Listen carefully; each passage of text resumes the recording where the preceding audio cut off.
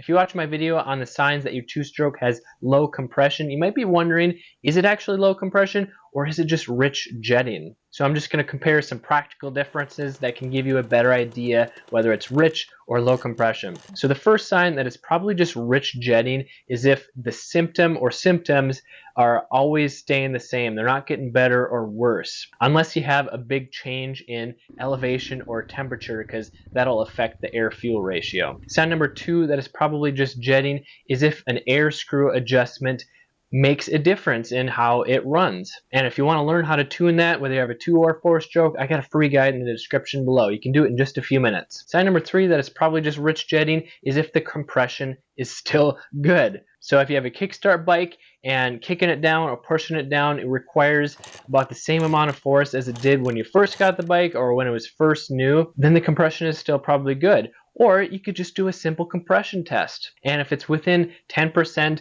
of what the compression was when new, then it's probably just rich jetting causing the problem. There's 4 common signs that tells you that it might be low compression. The first one is if it's really easy to kick over. So if it takes about half of the amount of force or weight with your foot or your hand to push the Kickstarter down, or if you have an electric start and it sounds like it's just spinning without much compression instead of run dun dun dun dun dun dun dun dun, that's a good sign that the compression might be low. Sign number two that might be compression is if it won't idle even if you keep turning the idle screw in and in. So as the engine gets hotter or as you put more hours on it, the idle keeps getting lower and lower and stalls unless you keep turning the idle screw in to raise the RPM. Sign number three, it might be low compression, is if the symptoms keep getting worse and worse over time. So if it's harder to start, takes less effort to kickstart it, if it's fouling plugs more often, and each time you ride it, it keeps getting worse, it's probably low compression. And number four is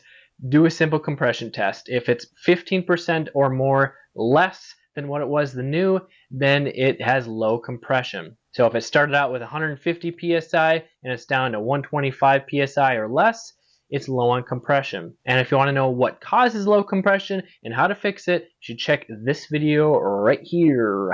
I'm Kelly Figure from MXHideout. Ride safe, have fun.